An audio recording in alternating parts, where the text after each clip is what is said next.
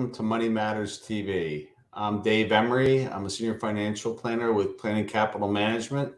I'd also like to introduce my co-host, Jeff Watkinson. He's with Watkinson Capital Advisors. Welcome, Jeff. How are you? Dave, I'm doing well. How about yourself? Doing real well. Good. Thank you. So I thought I'd kick it off by just talking a little bit about what are you seeing in your business? What's on the minds, and what are you seeing in general? Dave, we're focused on the municipal bond market. So interest rates have been on everybody's mind over the last 3.5 months since the beginning of 2022. And what a difference the last 14 weeks have made with regard to interest rates. And it's made a huge difference. And I'm sure you work with folks who buy equities, and you always say buy low, sell high. Well, investors in the municipal bond space tend to buy high and sell low. Yeah. So last year, 2021, when prices were high and yields were low, people could not buy enough municipal bonds. Right. But now yields have gone up tremendously, and people are selling municipal bonds, mutual funds, and it's a crazy market. Dominated. The market's pretty much owned by retail investors, 70%. And they're doing the classic mistake of buying high and selling low. Right. So let's talk a little bit more about. So interest rates are going up. I think the Federal Reserve said that. I think I heard recently, and don't hold me to this, but it's 8 rate increases they're talking about, something like that. Yeah, it looks over like the next year or so. Yeah, looks like they're telegraphing 8 or 9 raises, and we've seen that reflected in the short end of the Treasury market, the 1-year, 2-year, 5-year Treasury market. Right. And we actually had an inversion of the yield curve last week. Right. But I will say the yield curve for municipal bonds have never inverted. There you go. So that's a good thing. So interest rates are going up, and inflation. That definitely inflation is on the minds of clients that I talked to. I heard something interesting the other week. There is one economist I was listening to. You referred to 2 pieces of inflation, one called sticky inflation and one transitory inflation. I had never heard that term before, sticky inflation. And what he was saying was that the sticky inflation is inflation that affects such things as shelter, buying, going out to restaurants and other. And his point being that the sticky inflation is something that's really is going to be around, whereas transitory is like energy and food, and that's gone up because of some of the issues we have in the marketplace today. With we can get into a whole slew of them, but the transitory piece, in theory, is just like the word says, it's not going to be around forever. So, well, that's Dave. That's interesting. I mean, the inflation print yesterday was 8.5%, and that's the government number, right? And my business, and I have a question to ask you, but my business is specific in someone's stay rich portion of their assets. So people are looking for peace of mind, predictability, the return of principal, less than return on principal. And, we both know, so we're specifically municipal bonds. Dave, you're a planner. We've been in 12 years of a bull market for stocks, and you're dealing with people throughout all courses of their life. Right. What types of challenges are they facing dealing with the inflation and dealing with fear of, are we going into a recession? What types of questions and what solutions are you presenting in that area? I guess you're absolutely right. I mean, the market volatility. Whenever there's market volatility, that's when clients, that's when the phone rings. I mean, when the market's going up, everybody's happy, but when you have the volatility you have, then people get nervous. And one of the big things to talk through is to make sure that that when you devise a portfolio strategy, that you understand the volatility based on the components that go into making up that portfolio.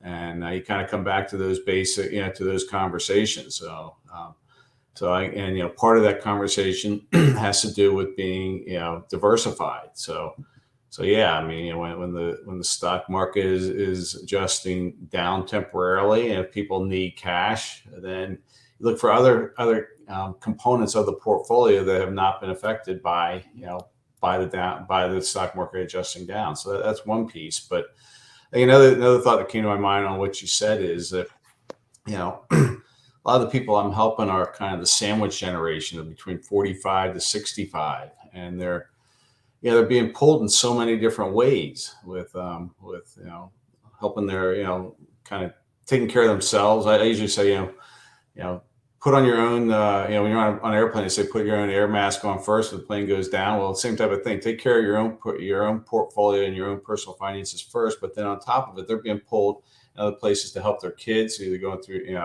get started, or also their aging parents. So it's something. Is that what that means? You're a sandwich. You have parents and children. Right. Exactly. Right. Sandwich in they're between. Both looking at you for help. Yeah, a lot of times. Yeah. So it's an interesting, it's an interesting time we're living in these days, to say the least.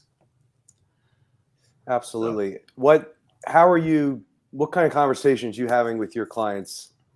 Like, hey, I'm afraid of the stock market. I'm afraid of loss, but hey, we got to beat inflation. Right. How are you addressing those concerns? Yeah, no, that's a good point. I mean, one of the big attributes of investing in the stock market, one of the attributes is historically it has been a hedge, helps to hedge against inflation.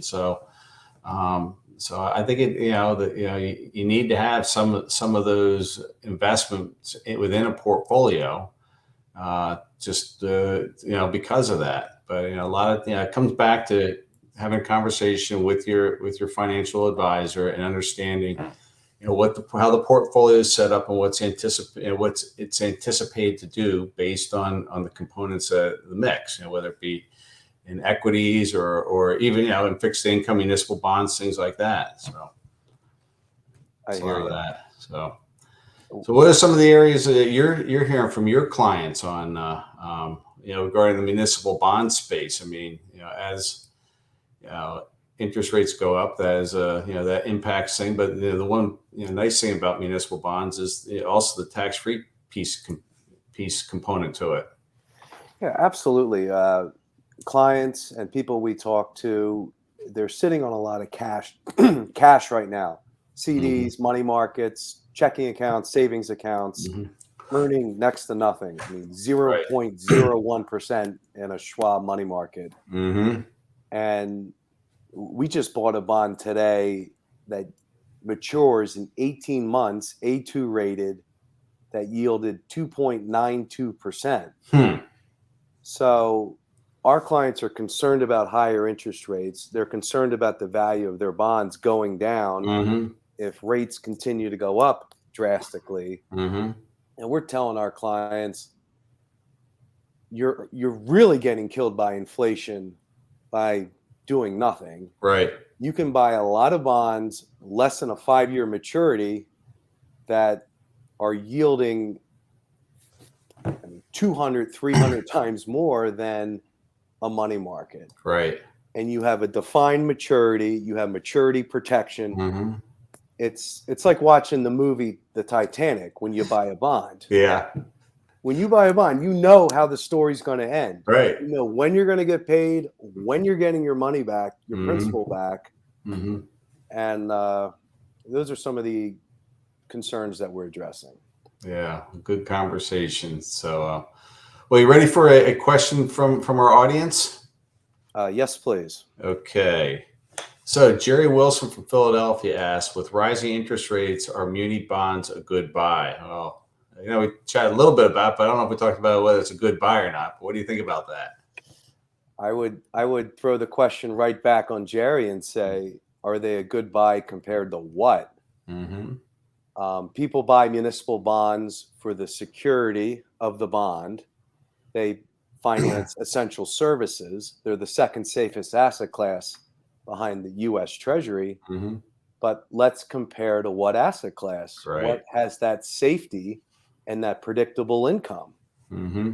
Earlier I said a money market, my Schwab account's giving me 0.01%. 5-year CDs we're looking at 2% right now. If you really shop, you might find 2.25%. A 5-year Treasury yields 2.67%. Mm-hmm. That's a 5-year Treasury, and that's taxable. And the munis we're finding right now, we just bought an 18-month maturity municipal bond for 2.9% tax-free. So rates of muni bonds are a better buy than they were a month ago. They were a much better buy than they were 6 months ago. I don't have a crystal ball. If I'm sitting on the sideline with a lot of cash, I would definitely dip my toe in now, buy half your position, start that interest accruing, and if rates go up, buy more bonds. If rates stay the same, buy more bonds in the future. But I would really answer back to Jerry, are they a good buy compared to what? And to those 3 asset classes, money market, CDs, and treasuries, they're relatively a strong buy. Well, great answer. Great. Appreciate you answering that. Thank you, Jerry. So in the future, here's where to send your questions to Money Matters. You can have your questions answered on Money Matters. Please go to our website, money-matterstv.com. On our homepage, click on the banner on the right that says, Send us your questions. While you're on our website, you can find information about our host and guests, as well as show notes and links about this show and past shows. Money Matters is also available as a podcast on iTunes and Stitcher, so you can listen to Money Matters while you're on the go. That website address, again, is money, MONEY, -matters, MATTERS, TV.com. All right. Well, we have a very special guest today. I'd like to welcome to the show Michael Lefkowitz. He's the founder and managing partner of Benjamin Ross Group. Welcome, Michael. Great to have you on. Welcome, Dave. Thank you. Appreciate it. Well, tell me, start off, tell us a little bit about your company and what you folks do. Okay, Benjamin Ross Group, we're a mergers and acquisitions firm. We sell companies. We raise capital, and we do valuations.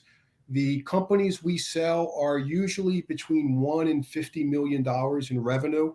When I started the firm a long time ago, 24 years ago, I saw a niche in the marketplace that the businesses that were above pizza places and nail salons, which we don't sell, up till you get to the real large publicly traded $50, $100 million businesses, there wasn't much service in there for manufacturing, distribution, service businesses. And that's the type of businesses we sell. To give you an example, out of all the businesses in this country that want to sell, only 1 out of 5 actually sell. So 20% sell, 80% just end up closing their doors because it's not sellable. And that's a shame. That's interesting. 80% is so they just they just sell the inventory and then that's it, or? Yeah, because people think they have businesses to sell. Give you an example. Our firm turns down over 500 businesses a year that want to sell us. Last year was 523 businesses we turned down. And the number one reason we turn down businesses is people think they have a business, but it's really a job. And what I mean by that is if the owner's the main technician in a business, the only engineer, the only whatever, and so even if you're the only salesperson and you have all the relationships and they sell the business and the relationships leave, the buyer is going to identify that. That's not a business. It's really a job. And we can't sell jobs in there. You know, the test we do is if we have an hour meeting with somebody and they can't go through an hour meeting without taking a text or a phone call from their employees how to do this, that's a big red flag right there. So not to get too off tangent, but for those companies that you find the owners it's a job, is there something that you can do by meeting with them to kind of get it toward a saleable business, or is that something you guys get into or not? We don't do consulting, but we do Okay. advise people. It all comes down to their timeline. If the proper time to start planning for the business is when you start the business, because you never know what's going to happen in there. So if you have a long enough time frame, you can fix all that stuff. Right. But if you call me up and you're 65 and say, I want to retire in 2 months and we can't fix things, you just don't have the time. So the whole idea is start thinking about the exit of the business years before, basically when you start the business, because you never know what's going to happen. Somebody may get sick, you may get divorced, something may come up. You always got to keep your eye on the exit of the business. Interesting. I got a question for you, Michael. Sure. What are some of the common reasons that a business owner decides to sell? So a good question. And a lot of people get this wrong. A lot of people say, show me somebody who's retiring, and that's the number one reason they sell. That's not the number one reason. The number one reason is energy level. Entrepreneurs who start a business, money is great, and that's the way it keeps score. But what drives entrepreneurs is the thrill of the chase.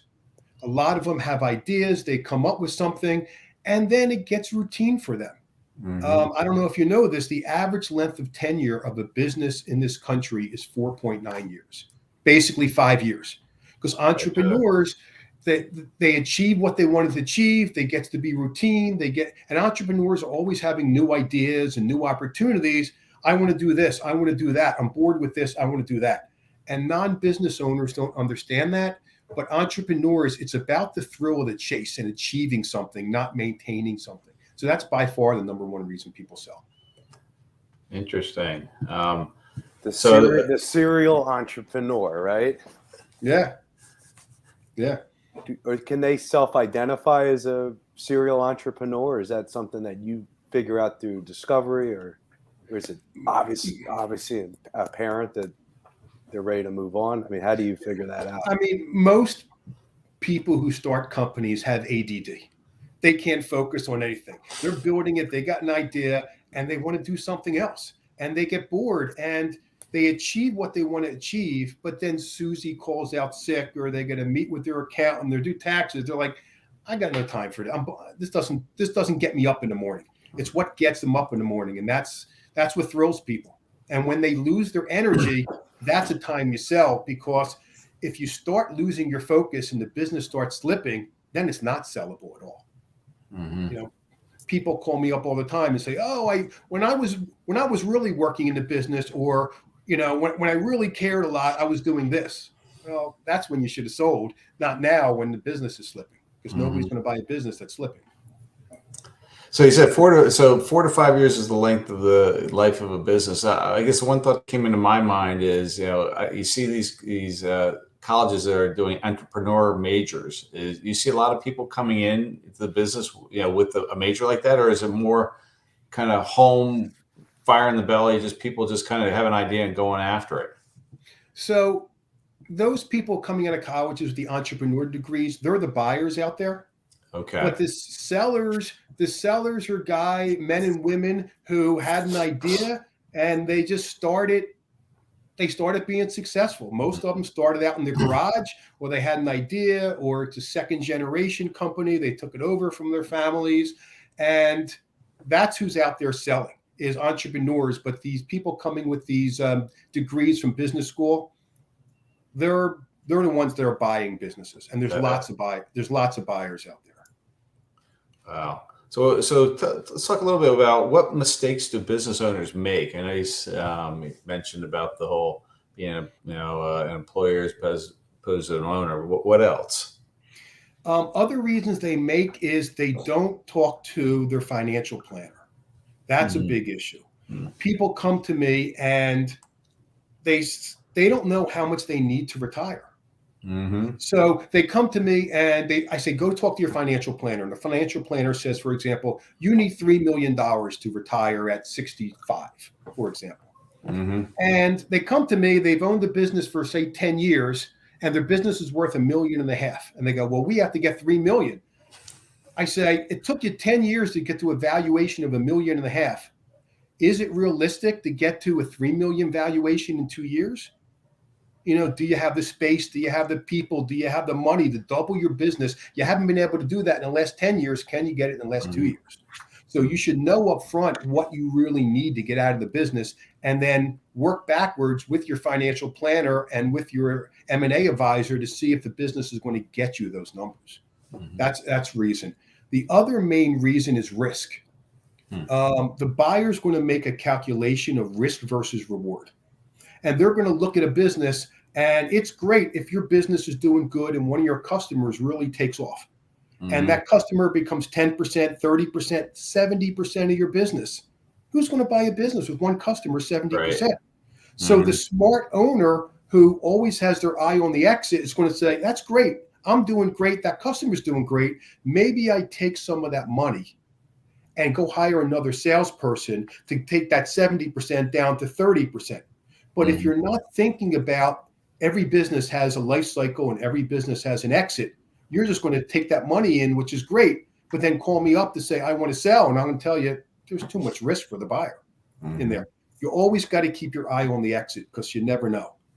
Are there any macro risks? I mean, obviously like a 2008 probably wasn't a great environment for you, or correct me if I'm wrong, but are there any more, environments, economic environments that we should be aware of or look forward to?